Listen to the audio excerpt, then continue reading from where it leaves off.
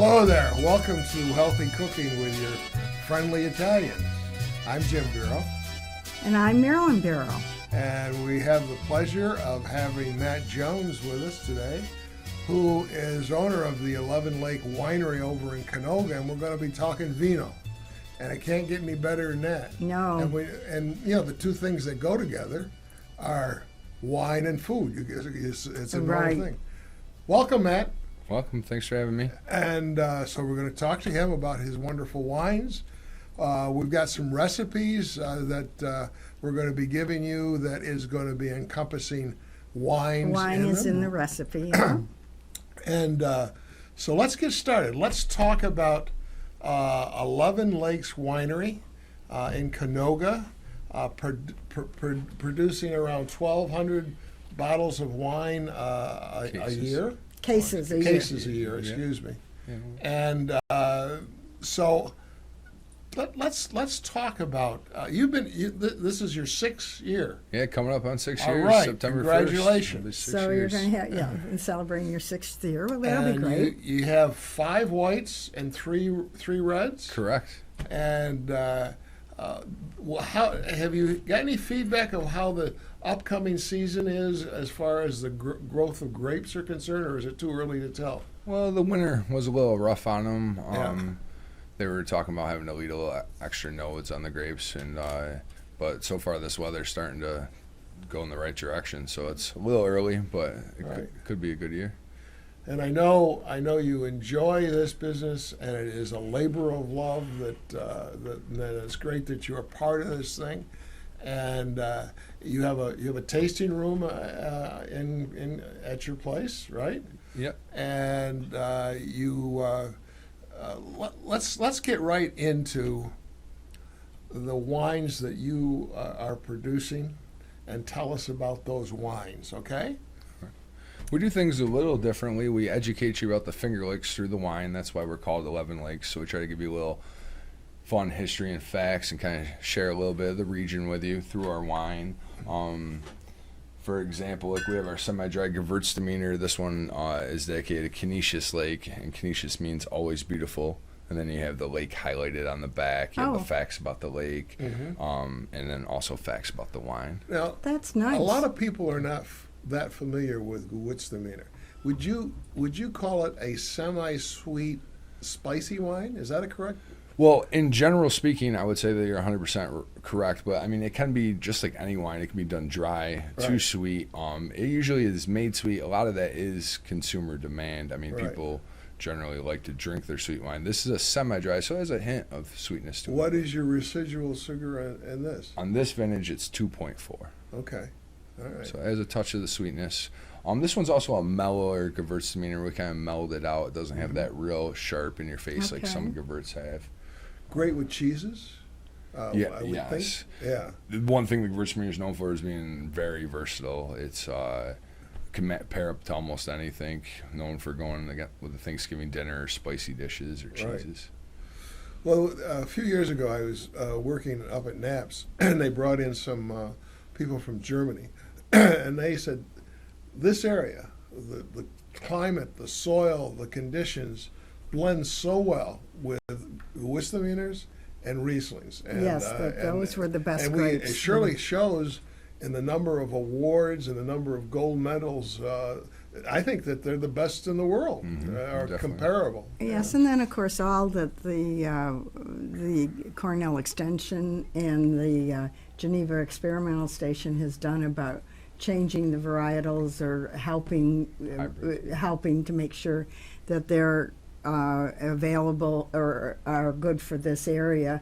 I mean, I think they've continually helped the grape industry, haven't they? For sure. To continue to get better. And the wine industry has come such a long way to the days when we had Great Western and your champagnes, and that was about it that was available out of Naples.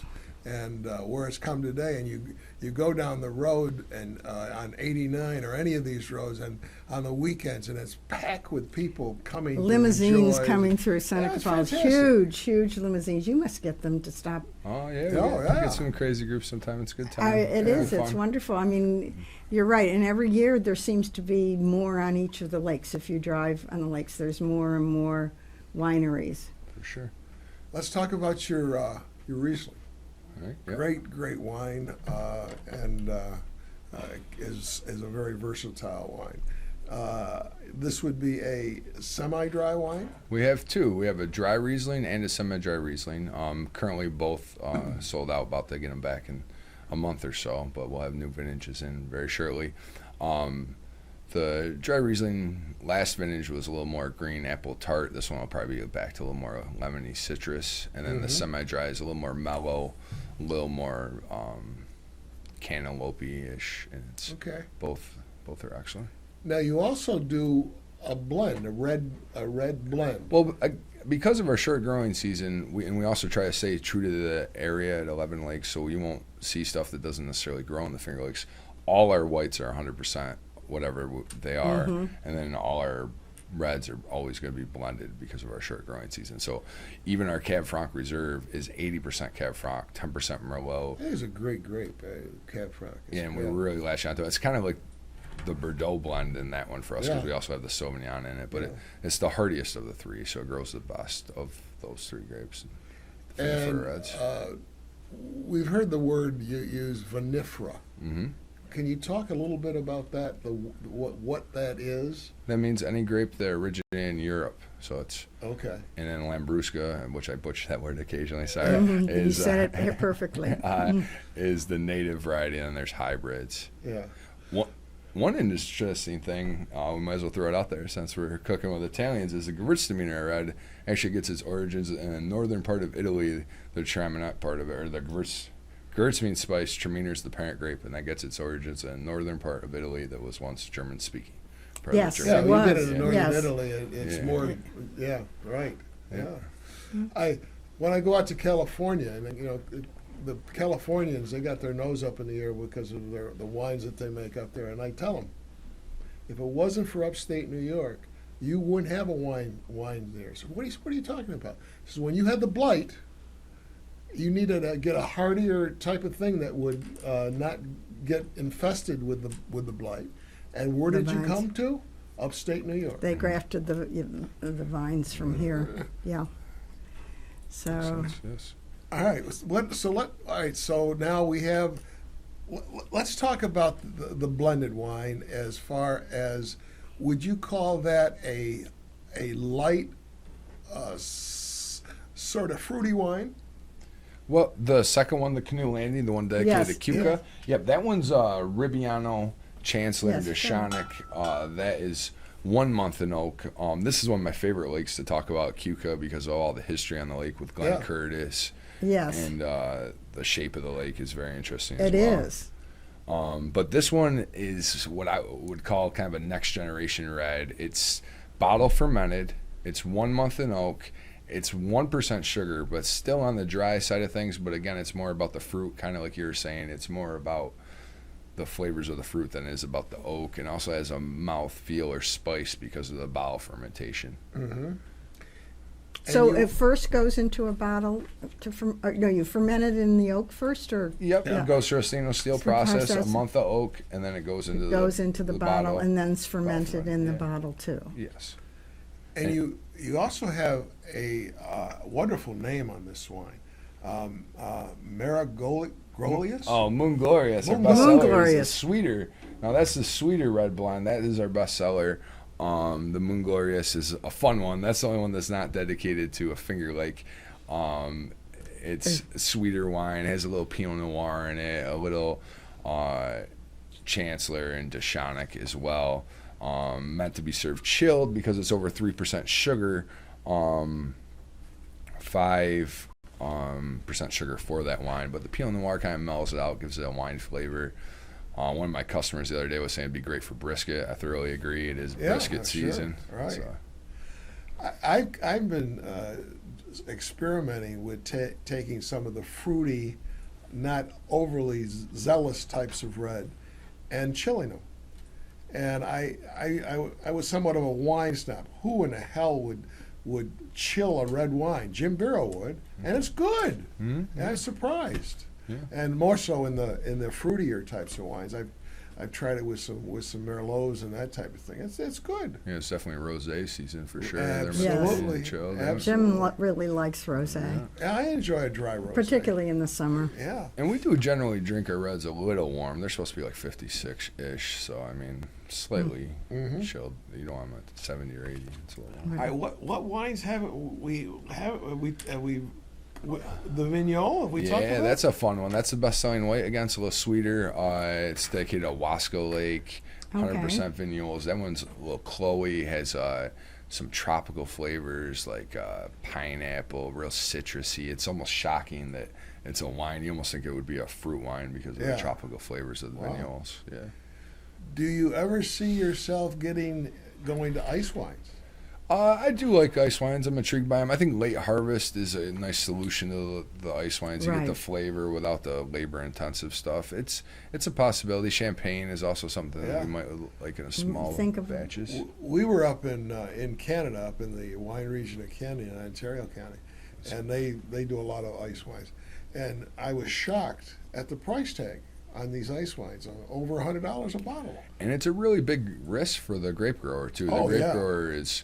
I mean, if he doesn't get a harvest, he's kind of out that whole season. So it's a small window to do what he needs to do, right? Yeah, and if the weather doesn't cooperate, Mother Nature, it can be rough on you.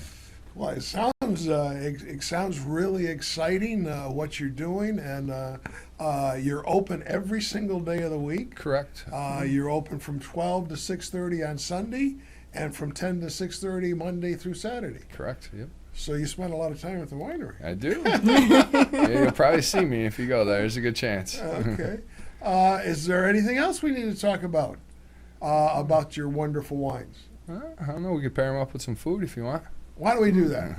Let's do that. I've got some recipes. They're available online that we can take. There's nothing better in a marriage than wine and food. I mean, they just absolutely go together.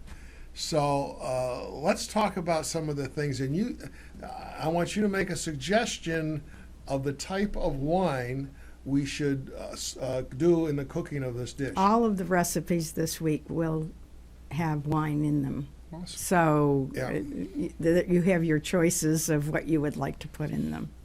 First one, being Italian, I gotta talk about Savoy cabbage, right? And a braising of a Savoy cabbage in nutmeg, of all things. There's quite a bit of nutmeg in it, and a white wine. And it's a stewish type of thing. And what do you think of what type of white wine we should cook with? Savoy cabbage has more flavor. It's a little more intense flavor than regular cabbage. It would be more on the sort of bitter green that Italians love. Nice. I think maybe the dry Riesling would be a good complement to that with its kind of citrus. Good. Mm-hmm. And let's compare your dry Riesling to your Canoga White. Canoga White is quite a bit sweeter than the dry Riesling, right? Yeah, and it would be a good compromise for the person that wants something a little sweeter. Maybe the Canoga White is a little more apricot-ish, a little more. It's 3% sugar, where the dry Riesling is 0.27. Mm-hmm. Less about the tart flavors, a little more mellow. Right. And I think we should emphasize that if you're going to cook with wine, cook with a good wine. You're going to ruin your recipe if you decide decide to cook with. For a while there, they used to have wine they called cooking wine. It would ruin any recipe that you put it in. So just make sure that if you're going to do this, please use a good wine when you put them in a recipe. You're not going to drink it. And if you don't drink your whole bottle when you have your good wine, save it and use it for your cooking. So what we're going to do is we're going to mix some butter and oil. I like to use both. Saute the Savoy cabbage that you cored out and shredded up, and add half a cup of dry white wine, and let that reduce a bit. Add some brown sugar and nutmeg to it, and it's done. Right. And if you got this time, if you grilled some pork chops, put a bed of this down, and then put the pork chop on top of it. Really a nice dish. And Savoy cabbage also has and more of a body to it. It Yeah, it's doesn't gonna have a little disintegrate more, as yeah. much as regular cabbage. All right, the next thing I would like to throw at you as a recipe is a chicken with olives, lemons, rosemary, and wine. There's a reason why I like the complement of thighs, because thighs hold their moisture a little bit better, and the use of slices of lemon in this thing. So let's talk about that and what white wine we should use in this type of recipe. I think the Gewürztraminer makes a lot of sense. It's a very versatile wine, like we were saying before, but also with the rosemary, I think, and the lemon, I think the Gewürztraminer would complement that dish really well, and I also think it would complement it when you're eating it as well. Sounds good. Sounds good. You put it in the recipe, and then you drink it. There you go. Well, You're all you do set. both. Yeah, that's what I say. How can you go cook wrong? without Right. drinking the wine? Right. It doesn't work. If you don't, isn't that right, Jim? So, and I use, as I emphasize, I use the chicken thighs because of the moisture. Well, I think in they it. do remain moist. I think cooking with chicken breasts is difficult because they dry out so easily. I think you're safer. And I think the thighs have a little bit more flavor than the chicken breast does. And these days you can get them just, you can go to any store now and just buy chicken thighs. And to add a little bit more flavor to it, I've got some chopped pancetta in it. Now, if you all don't know what pancetta is, it's basically uncured, it's Italian bacon, but it doesn't have the smokiness of a bacon. If you want to use bacon instead of pancetta, it's fine. But we enjoy that. Have you had pancetta? Yeah. I've had it a few times. Yeah, I'm sure it's good. I love prosciutto too. But. Prosciutto is wonderful too. Yeah. So we're going to crisp up some pancetta. We're going to add the chicken thighs to it, and we're going to put the chicken thighs skin side down, and don't touch them. Don't move them. And what will happen? It will caramelize, and then they will come off nice and easy. And you can just shake the pan, and when they move and they move around, you know that it is caramelized, and now you can turn them off. If you do it ahead of time, before that, you're going to rip off the skin on them. And we're going to put some chopped green olives in there, and some salt and pepper. And then we're going to add that wine, and we're going to stir that around, let it evaporate, and a little salt and pepper, and some rosemary, and some lemon slices, and let that simmer down for about a half an hour. And I'm telling you, it's wonderful. Serve that, maybe something very, very simple, like some steamed rice would be nice on this type of dish. Or you can do anything you want, but that's a really nice dish. Our third dish, and I did this because strawberry season is a local strawberry season upon us. Will be coming up very soon, yes. I want to take some strawberries, I want to slice them, and I want to mix some red wine with them. Let them macerate. I said that right. Yes. And we're also going to put in there some cassis. Cassis is black currant liqueur, and we're going to combine those things and let that all work together. And let's talk about a red wine that we can put in with those strawberries. Well, this one's perfect for the Moon Glorious. The Moon Glorious, I even did it before with the strawberries. It's fantastic. It's a little bit sweeter.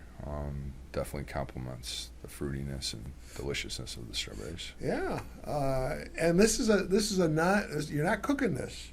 You're going to mix the strawberries, the liqueur, the crème de cassis, the red wine, and let's take some fresh mint and shrivel it up.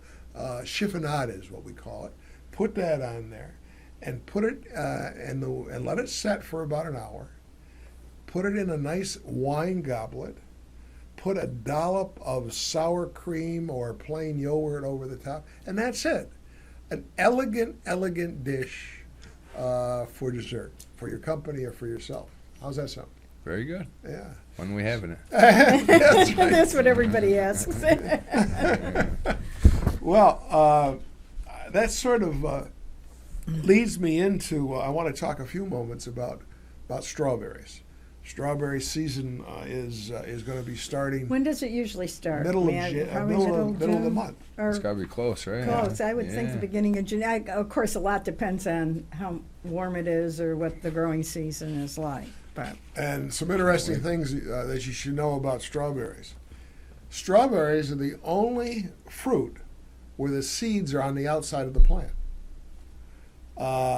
And it is a member of the rose family, of all things. I didn't know that. And here in the United States, the average amount of strawberries we eat per person is about 3.5 pounds. Marilyn and I do that on our own each. Well, we do love strawberries, but it's And such a short season It's here. short season. And there's no question that the strawberries here, I feel, are much more flavorful than anything that comes from California or North Carolina or anything that is imported. So if you can Fresh get and local. fresh and local, Yeah, you particularly can't beat in it. strawberries, is a huge what it's all difference about. in the flavor. And the Romans, that's the Italians. Yeah, the Romans, Romans, Italians, yes. okay? Okay. And whatever they say is right and true, right? Uh-huh. Remember that. Sure. They think that strawberries were medicinal. Uh-huh. They're low in calories, high in vitamins, C, B6, K, fiber, all kinds of wonderful things. And you start on the lookout because by the middle of the month, you're going to either be able to buy them or pick them. Right, and And there's a if you- lot of fields around here that they will let you go pick. Right, and we have all the farmers markets coming out. They will Right, have, they'll have some. strawberries. Red Jacket in Geneva will have them. If you go onto the Ontario Cornell Extension Service, they have a listing of all of the various places that will be Well, selling. I'm sure if you or- looked it up on the internet, they on would, the internet, they would and show you where you can. do. And again, the combination with a good wine or a sweet wine really does help. That's a nice summer treat. in Yeah. another any way you wanted to serve it. You don't have to have just strawberry shortcake, right? Yeah, strawberry right. pie, Right. That's strawberry right. rhubarb pie. Right. Strawberry rhubarb pie. Right. And also, because it's such a short season, and if you want to extend the eating of strawberries, the Ontario Cornell Extension Service is offering a class on preserving or canning or freezing strawberries. Or making, preserving, or Preserving them anyway. making a preserve of some sort. And that's a class that's going to be held on June the 11th. If you call over there at 585-394-3977, extension 427, you can call the day before this is going on and make your reservation. Okay, so you might want to try that. Well, this has been a lot of fun. Yes. Appreciated you coming.